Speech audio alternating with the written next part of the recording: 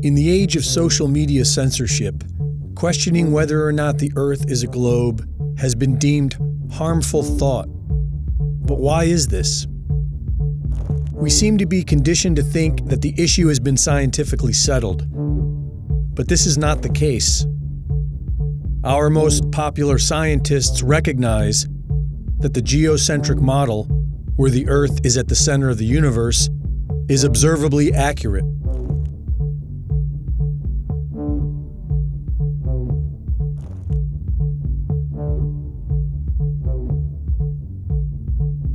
Edwin Hubble and Stephen Hawking went as far as to say that they reject the geocentric model not based on scientific reasoning, but rather because they find the thought of being at the center of the universe to be emotionally disturbing.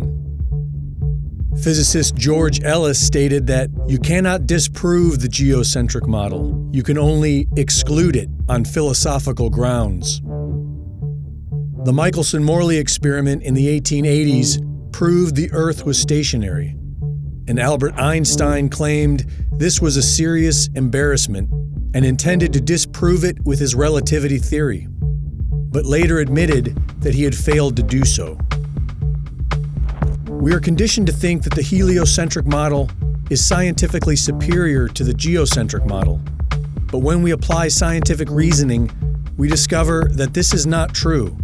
Contrary to popular thought, the scientific community has disputed the heliocentric model for centuries, such as the Earth's curvature. According to the heliocentric Earth model, the Earth is 24,000 miles in circumference, and if one were standing at sea level, they should only be able to see less than 3 miles before the surface of the Earth curves out of view. But this has been proven to be false for centuries, from the Bedford Level experiments of 1838 to modern photography. This photograph of Chicago was taken almost 60 miles away from Grand Mere State Park in Michigan. On a spherical Earth, this would be impossible. Using the Pythagorean theorem and the current dimensions of the Earth, the top of the tallest skyscraper should be 900 feet below the observable horizon. Local news explained this anomaly by claiming the image was a mirage. And what you're seeing here is a mirage. We typically would not be able to see this from the Lake Michigan shore. We talked about this last night. Conditions are right on the lake that we're actually seeing a mirage. They claimed that somehow light refraction and perfect weather conditions are responsible for creating a photorealistic mirage of the Chicago skyline appearing to sit on the flat horizon from almost 60 miles away. Anomalies in the Earth's curvature can also be found in old lighthouses, able to be seen for several miles past what is possible on the heliocentric model, and weapons guidance systems that are capable of sighting targets that would only be possible on a flat plane. We are accustomed to observing ships disappearing over the curve, but with modern consumer cameras, we can observe that this seems to be an optical illusion based on light reflection and the laws of perspective. Many of us tend to think the planet is too big to observe curvature, but the empirical evidence tells us that either the surface of the Earth is a flat plane or the planet is at least 100 times bigger than we are told.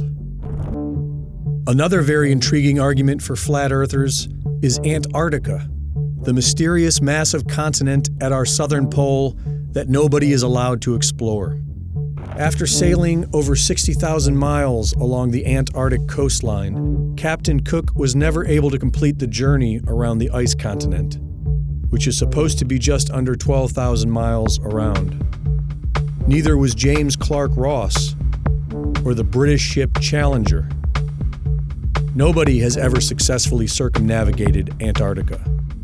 Many so-called flat earthers claim that these attempts failed because Antarctica is actually a massive ice barrier that surrounds the flat surface of the Earth. The azimuthal equidistant projection map, produced by the U.S. Geological Survey, has been used for centuries for the fact that all directions or azimuths are correct and all distances are at true scale. Studying this map, one can clearly see how man has been able to accurately circumnavigate the Earth on a flat plane model. And if it is in fact accurate, then it explains why after 60,000 miles, nobody has been able to completely circumnavigate Antarctica. Interestingly, this is also the map used by the United Nations. Admiral Richard Byrd, Medal of Honor winner, youngest admiral in the history of the Navy, and recipient of 3 ticker tape parades in his honor, led 4 expeditions to Antarctica. The fourth being a military operation known as Operation High Jump, with an aircraft carrier group, 4,700 men, 13 support ships, and 33 aircraft. Their stated mission was to establish the Antarctic research base Little America 4, but many believe the true nature of the secret mission was to root out the Nazis who arrived in 1939, claiming New Swabia and setting up a Nazi presence in Antarctica. In 1954, Admiral Richard Byrd spoke on TV of an area bigger than the United States with valuable resources and announced a future of international exploration. Our very distinguished guest for this evening is Admiral Richard E. Byrd. Strangely enough, there is left in the world today an area as big as the United States that's never been seen by a human being. And that's beyond the pole on the other side of the South Pole from Middle America.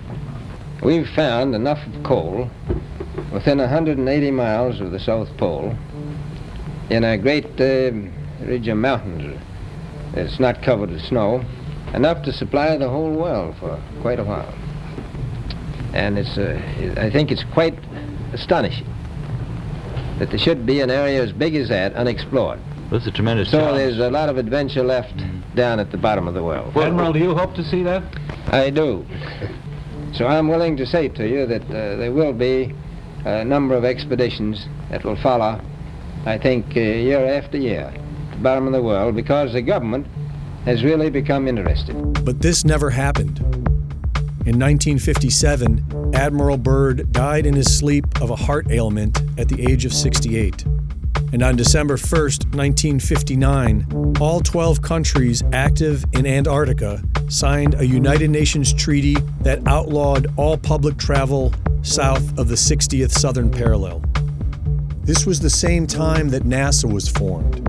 The world's attention was pulled away from exploring Antarctica and directed firmly on the moon.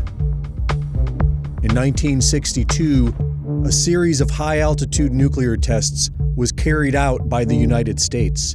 It was called Operation Fishbowl, which has caught the curiosity of many flat Earth researchers because the flat Earth model shared by the ancients was one where we lived within a sphere, upon a flat surface, and surrounded by a massive dome, like a fishbowl, or The Truman Show. In 2012, the secret lost diary of Admiral Richard E. Byrd was published, wherein Admiral Byrd allegedly claimed to enter a hollow Earth through a hole in the center of Antarctica and meet with an advanced alien civilization. The diary provides no evidence of being authentic, and many would suggest that it portrays the distinguished admiral as a crackpot and strange tales of Antarctica as fantasy.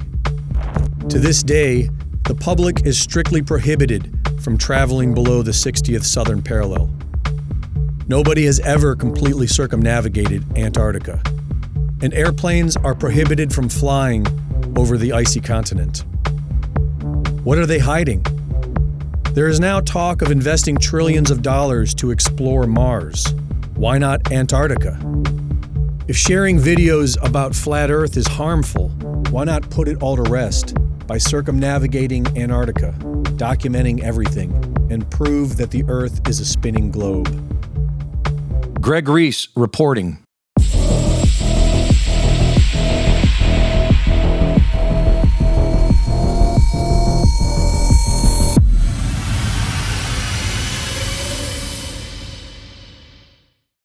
The Reese Report is now fully funded by my Substack subscribers.